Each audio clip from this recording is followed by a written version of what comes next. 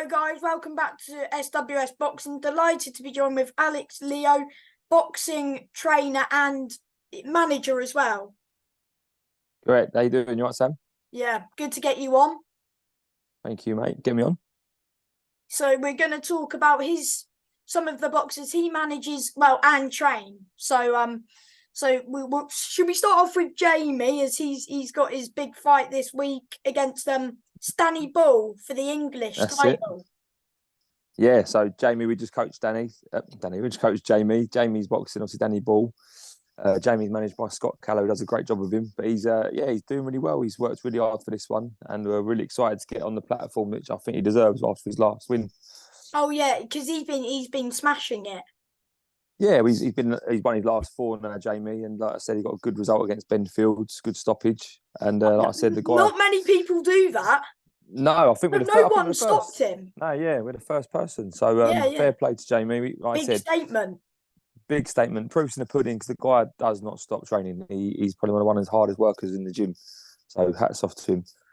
Yeah, and he deserves this because did Billy Allington vacate it? So this is a welterweight. We've gone up to welterweight now. So we're not a super light anymore. He's gone up. Oh yeah, because Billy was super light. Sorry. Oh yeah. I had him on not long ago when he said he went up to welter. Yeah, sorry. That's all right. Yeah, so he's gone up in weight now. So fair play to him. So do you reckon you'll get the stoppage over Danny Bull? Have you watched him? We've been studying him. We've done some bits and pieces in the gym, working on some shots that we're going to try on the night. Like I said, it's boxing, so anything can happen. We're not going to force a stoppage. We're just going to go out there and do what we've been practicing and just go from there. Have you took much from Danny's defeat to Echo Essuman? I mean, look, a little bit we have. I mean, Echo's a bit smaller than Danny. Danny's big for the weight. Yeah. But Echo's fantastic. I mean, he's a brilliant champion. So we're not trying to, pick holes in Danny as such. We're just going to go to our own game plan and just go from there. Yeah. Do you think? I think will they get a TV slot? Do you know if they got a TV slot? I believe they do. Yeah, I believe we've got one, obviously, because it is a title fight. So I'm guessing I think we're like, I don't know running order yet, but obviously you'll find out when you're there. Yeah, we're heading there Wednesday, so for a public workout, and then go from there. So we'll know more. Nice. That's good.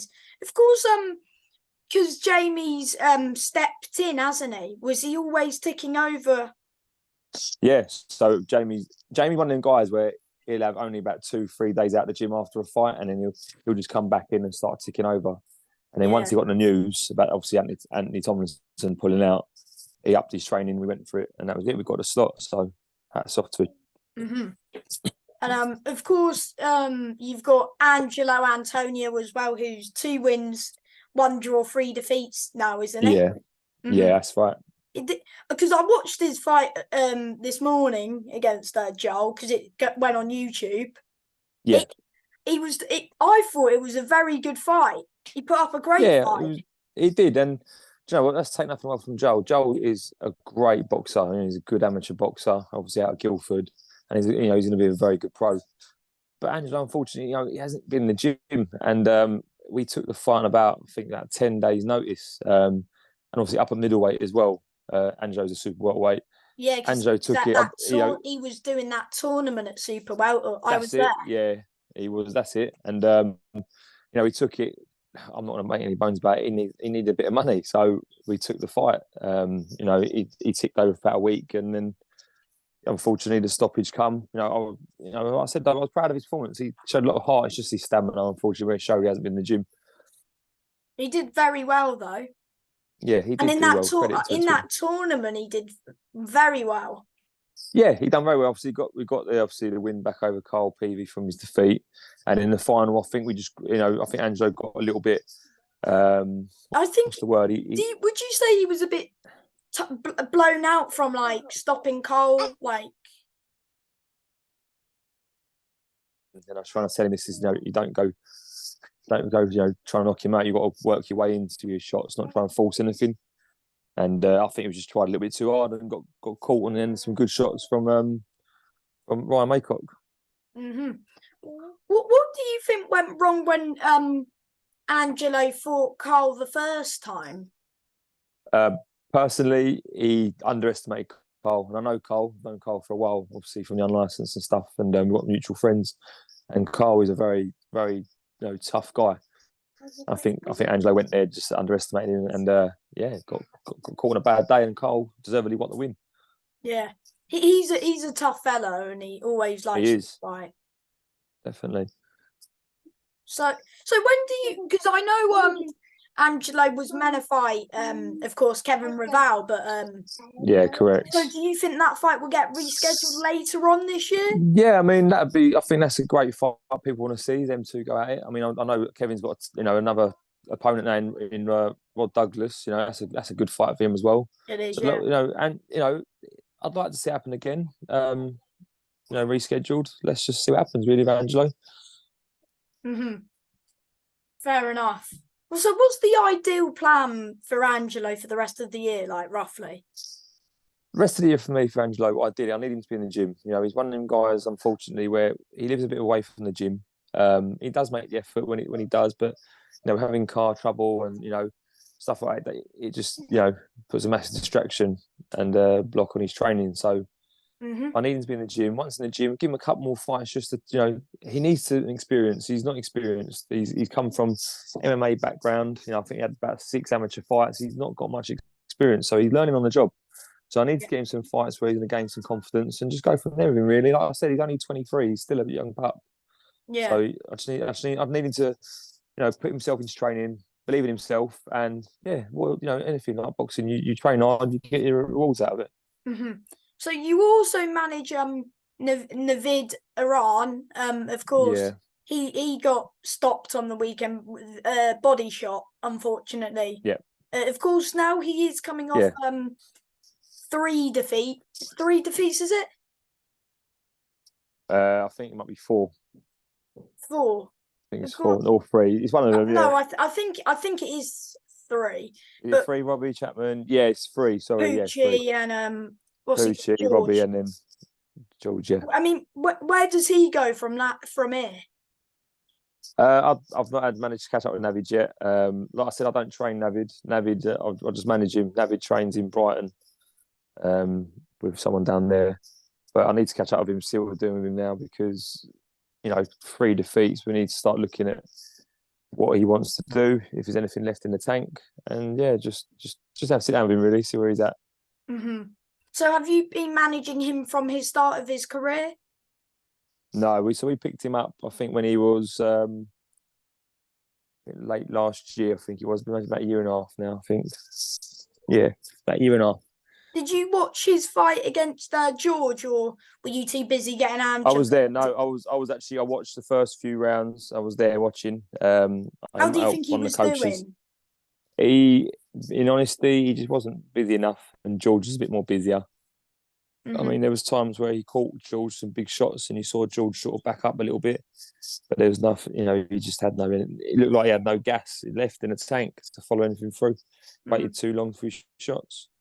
That's a bit unfortunate that night for you, but yeah, because of course you also manage Ryan Ayton as well. He's coming off a defeat to Casey Badnam. I've spoken to Casey, and he said that he would run it back when Ryan wants to. I've not heard from Ryan since his defeat. I personally, hand on heart, I think Ryan might be finished, because I just haven't heard from him. I've reached out to him a few times to offer him a few things, and the response hasn't been there. So I'm not going to waste my time with anyone. Fair enough, mate. Fair enough. Right. You've also got Alfie Price, haven't Alfie Price? Yeah, Alfie Price. That's correct. Yeah. Is he 8-0, isn't he? He's 8-0. Yeah, he is. Yeah. 8-0. Because I think he scheduled to fight on the Top Tier show. Yeah, so he's going to get him out against the Mendoza, who just recently lost to Alfie Winter. I think it was meant to get him, and then just go from there. Really, Alfie. So he's on inactive. He's on the Top Tier show with Lorenzo. He's not. No, he's not now. He's come off it because he's got his dates muddled up, and he's actually going on holiday, I think, or something like that. I need to catch up with him as well. When are you expecting him to be back out? Realistically, for Alfie, I like him to be out probably in September now, because he's had a bit of a long time off since his last win. I needed to be sharp and just work on his conditioning. Fit Alfie's dangerous. You know, the last fight he done a 4 rounder and the conditioning wasn't quite there, so I needed to be fully fit because we're looking to push him on for some titles now. He's got he's got the X factor. Just needs to apply himself in the gym. Yeah, because he's fought the journeyman now, and I think he wants to. He'll probably want to move on to and try get like a belt by the end of the year. Yeah, that's the idea. We want to get an English title if we can. You know, we did offer. At what weight? We wasn't going to go super featherweight, wasn't going to go down, but I think we're just going to keep him at lightweight now, just because he struggles as it is. So we're not going to put any more pressure on him. Fair enough. Of course. Who else? George Ellis. George Ellis. We coach him. He's managed by Simon Legg. He's now 3-0. Yeah, he's got a fight coming on 1st of July. Is that your call? That's a Mark Nielsen show, Nielsen Boxing. That'll be his first 6-rounder as well. So we're not sure on the opponent just yet, but yeah, he'll be his first 6-rounder. Excited to get him out. Unfortunately for him, he hasn't been as active because he's at uni as well, so he's studying as well as being being a professional boxer. So now that his uni's coming to an end, hopefully we'll start getting more schedules, dates out, and we can get him really firing up ranks. Or super fly? He can do super fly. He probably could do flyweight at a push, but I wouldn't want to kill him, so he can do super fly. So is the end of the year like a southern area? Is that the goal? Yeah, I mean, like you said, at that weight, you can sort of rush him a little bit quick, can't you? I mean, there's a few good kids in his division. You've got Harry Mullins, you've got Karim Majus as well. There's some kids there that we're sort of looking at maybe for a southern area. Obviously, Jack Hughes as well is around that area. Paul Roberts. Yeah, if we could, mate. I mean, I'd love to see him get a title. Paul Roberts is fighting for the English at yes, he is. Against Connor, what's his surname? Connor Kelson, is it? Connor, yes, what's his name? Yeah, I know exactly what you mean. Yeah, that's him. Yeah, so he's fighting as well. So I mean, there's a lot of activity in that division now. We just need Georgie to be, like I said, in the gym more now from uni. Head down and let's go. Did I hear that he had a good amateur career as well? Yeah, so George Ellis won 9 national titles, boxed for England a few times as well. So he had a very good amateur career. Yeah, he was really good for us as well at Hoddesdon. He obviously won most of his stuff at Repton, and then when he comes to Hotbox, he done really, really well as well. Yeah. Of course, you've also got Lorenzo Grasso, who's fighting Thomas Galbraith, 17th of June. That's it. Johnny Clark in Brentwood. That's the one. Yeah, it's a good fight, that, isn't it? I mean, they're both young. 8 rounds. Yeah, it'd be good. I mean, like you said, I know. It was meant to be It wasn't meant to be a 6-rounder. Ideally, what happened was Lorenzo wants to push on for an 8-rounder because time is ticking for him as such. He's not as young, and we got offered the Galbraith fight, but we went 8 rounds, and Thomas actually accepted. So we move into 8-rounder now. But yeah, Thomas, it's a good fight. So I'm looking forward to that fight. Is this like an eliminator for the southern area? I mean, I suppose you could. Yeah, you probably could put it down to that. I suppose they're two good kids. They both deserve a. It's going to be a top fight. That. Yeah, it's a great fight. I mean, it's a fight we need, I think, at this time. Like you said, you beat the journeyman, now you need to sort of start upping it. Do you think the Serge Ambomo defeat has made Lorenzo stronger as a fighter? 100%. He went into that fight knowing that he probably could have done a lot more better, and I think from that fight he's trained harder. Sorry, go on. I was going to say, because Lorenzo and Angelo are both like same weight, yeah, because they might get in each other's way. Do you feel like that? No, I think. Is that irritating that they're both kind of wanting that southern area? Not really, because it's good in-house sparring. Also with Jamie in the mix, we've got Jamie who's experienced, mixing with 2 guys that are coming up through the ranks with Lorenzo and Angelo. It's good. I mean, Angelo does need a lot to rebuild now. We need to rebuild him. Like I said, he's been in a couple of hard fights now. We need to take it back and just work on some things, basics, get experience. So Lorenzo now, he's getting on, not getting on as such, but we need to sort of move him up now, keep moving. So after his fight, are you keeping an eye on Jack Martin via Ryan Maycott? Yeah, definitely. I mean, we're always looking at, like the goal of being a boxer is to win titles. We're always looking, but we've got to be critical on ourselves as well. if let's just say if Lorenzo doesn't put in a performance, we've got to go out to the drawing board again. We can't look too far ahead. We've got to take one fight, as it comes. Yeah, you can't look past anyone. No, especially Thomas Galbraith, really good amateur, 2-0, slick, good kid. We can't look past anyone. Yeah. Is it because did I hear it was co-main? Yes, it is co-main, I believe. Yeah. That makes it even better for them both. Yeah, definitely. Like you said, make them feel a bit more special. More exposure, more people in the venue. Yeah, exactly. I mean, Johnny filled it out last time. It was filled for like the whole show. So the show was fantastic. It's probably one of the best. I'm not a small hall show. It didn't feel like a small hall show at all. It's brilliant, really well done. Credit to the guys at top tier. They're doing a great job. Yeah, and they put on another good show come the 17th of June. It's looking good. Yeah, it looks great. It looks really, really good. I'm excited to be a part of these. Is it just Lorenzo you've got on that?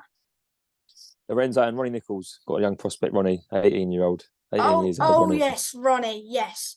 Has he got an opponent? We were fighting, I think, Algina, the Spanish from Nicaraguan. I think he was fighting him in a 4-rounder. So that'd be good little, like I said, this experience for Ronnie just to get some more rounds under his belt. He's quite busy now, Ronnie. We're looking to get him out in September. Didn't Ronnie fight a few weeks ago? He he boxed Daryl Tapfuma on the TM14 show at York Hall. It was about 3 weeks. Was it 3 weeks ago? I think it was. Yeah. I think so. 2-3 weeks. Yeah. So that wasn't too long ago. So we're trying to keep him busy, get him active because he's young. Yes. You've also got Harry as well. He's Harry Karzis. Yeah, he's 1-0. Harry Karzis as well.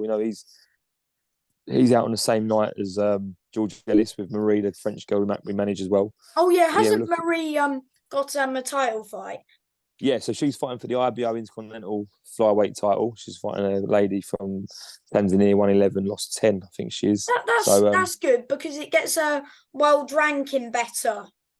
Yeah, she's ranked 20 at the minute in the world. So if we can get a win there, hopefully jump a few more places. At what weight again? Sorry. Flyweight should be flyweight. Flyweight. Yeah.